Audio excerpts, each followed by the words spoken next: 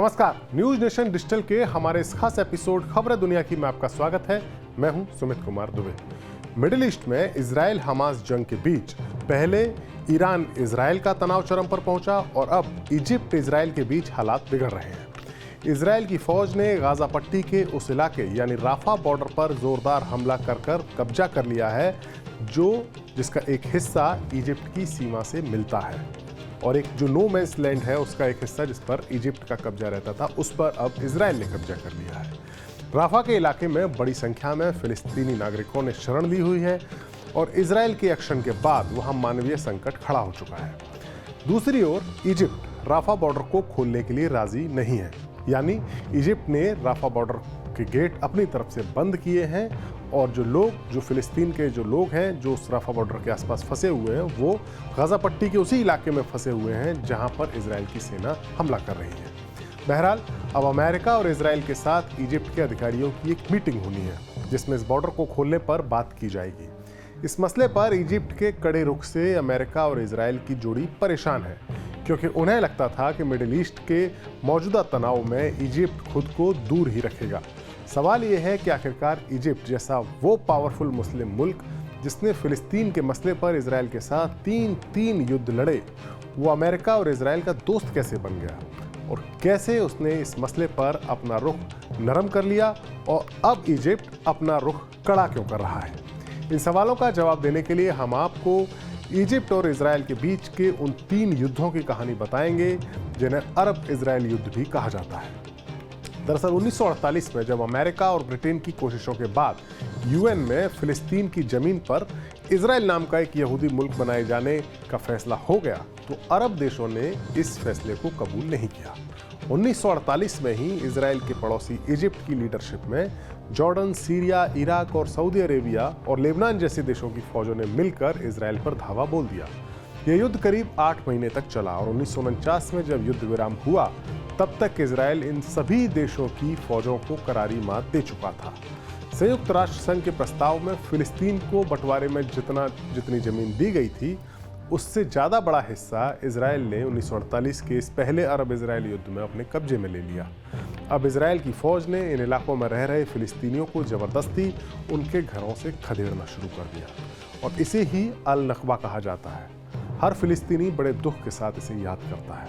1948-49 की इस जंग में जो हार हुई उससे अरब देश तिलमिला गए और यहीं से भूमिका तैयार हुई 1967 के उस 6 दिन के युद्ध की, जिसके पहले दिन ही इजराइल के फाइटर जेट्स ने इजिप्ट, सीरिया और जॉर्डन की एयर पावर को बर्बाद कर दिया।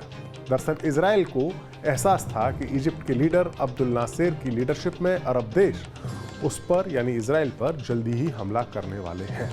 इजराइल की मिलिट्री लीडरशिप ने उसको ये पता था कि अगर वो जंग शुरू करके सरप्राइज एलिमेंट का फायदा ले लेते हैं तो ये युद्ध जल्दी खत्म हो जाएगा, वरना अगर इजिप्ट को अपने तय वक्त पर जंग शुरू करने का मौका दिया गया तो इजराइल को काफ़ी नुकसान उठाना पड़ सकता है। इस 6 दिन की जंग में इजराइल ने अपने देश से 4 गुना ज़्यादा ज़मीन पर कब्जा कर लिया। गाजा पट्टी और वेस्ट बैंक में मौजूद फिलिस्तीन का अस्तित्व खत्म हो गया।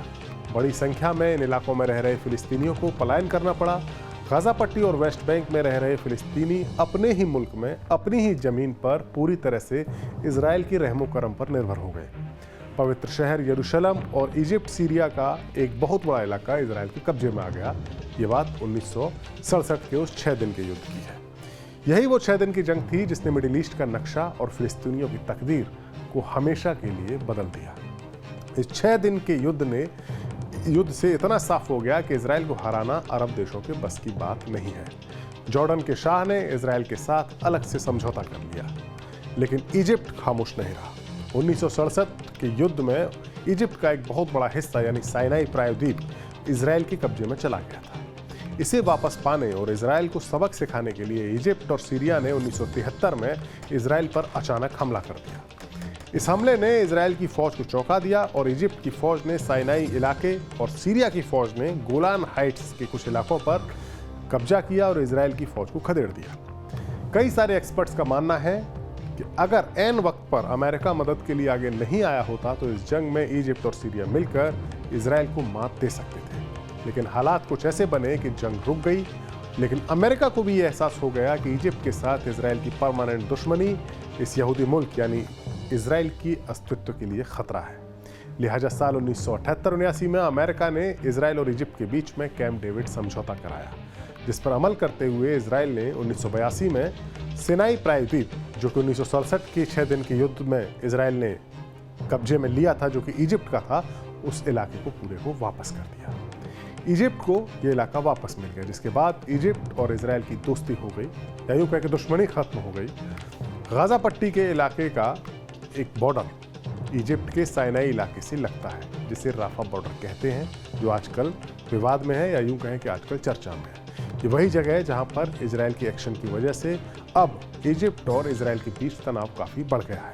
दरअसल इजिप्ट को इस बात का डर है कि इजराइल का इरादा गाजा पट्टी में बसे हुए फिलिस्तीनियों को बेदखल करके कहीं और बसाने का है, और इसके लिए उसे इजिप्ट का साइनाई प्रायद्वीप काफ़ी अच्छी जगह लगता है, क्योंकि ये गाजा पट्टी के साथ जुड़ा हुआ है। कुछ महीने पहले ही एक डॉक्यूमेंट लीक हुआ था, एक सीक्रेट डॉक्यूमेंट लीक हुआ था, जिसको इजराइल का सीक्रेट डॉक्यूमेंट माना गया था, और उस डॉक्यूमेंट के मुताबिक गाजा पट्टी में जो करीब 20 लाख के आसपास जो आम फिलिस्तीनी रहते हैं, उनको उनकी धरती से बेदखल करके उसको इजिप्ट के साइनाई इलाके में बसाया जाए। पहले टेंटों में अस्थायी तौर पर बसाया जाए और फिर उन्हें वहाँ पर स्थायी तौर पर परमानेंटली बसा दिया जाए। ऐसा उस सीक्रेट डॉक्यूमेंट में लिखा हुआ था, जो कि लीक हुआ था।